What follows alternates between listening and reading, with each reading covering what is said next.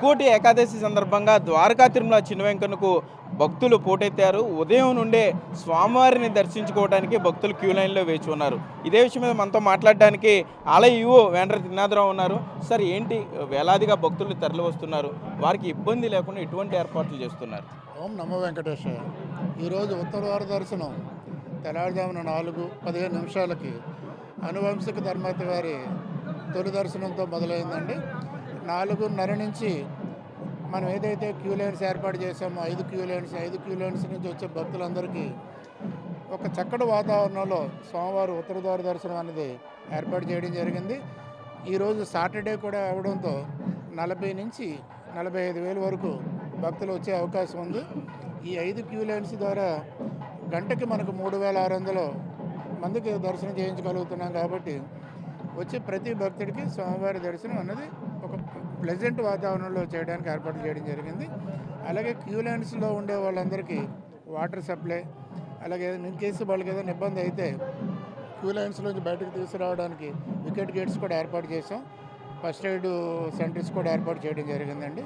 చిన్నపిల్లలకి పాలు బిస్కెట్స్ కూడా ఏర్పాటు చేయడం జరిగింది. ఈ స్వామివారి సన్నిధిలో ప్రతిరోజు ఉదయం 10:30 నుంచి స్వామివారి అన్నప్రసాదం వితరణ చేస్తాం. ఈరోజు ముక్కోటి సందర్భంగా అది 9:30 నుంచే మొదలు పెట్టడం జరుగుతుంది.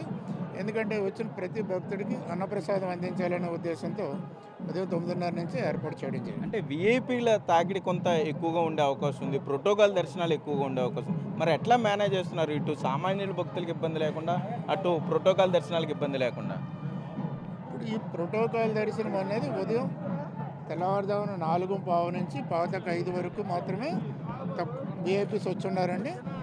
5:30 నుంచి మరి రెగ్యులర్ భక్తులకి దర్శనం ఇచ్చాం కాబట్టి విఐపీస్కి కామన్ మ్యాన్కి ఎక్కడ క్లాష్ కాలేదు.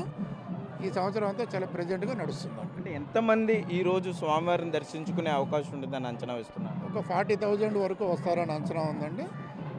దానికి తగిన విధంగానే మనం ఏర్పాటు చేసుకున్నాం. ఓకే. మరోపక్క కోవిడ్ కూడా కొంత విస్తృతంగా వస్తుంది అన్న ప్రచారం నేపథ్యంలో భక్తులకి ఎటువంటి దిశానిర్దేశం చేస్తున్నారు? ఇప్పుడు ఆల్రెడీ మనం ఏం చేసామంటే క్యూ లైన్స్లో ఎంట్రీ పాయింట్ దగ్గర మాస్కులు అన్నది మనం ఏర్పాటు చేసాం. ప్రతి భక్తుడికి మనం మాస్కులు ఇవ్వడం జరుగుతుంది.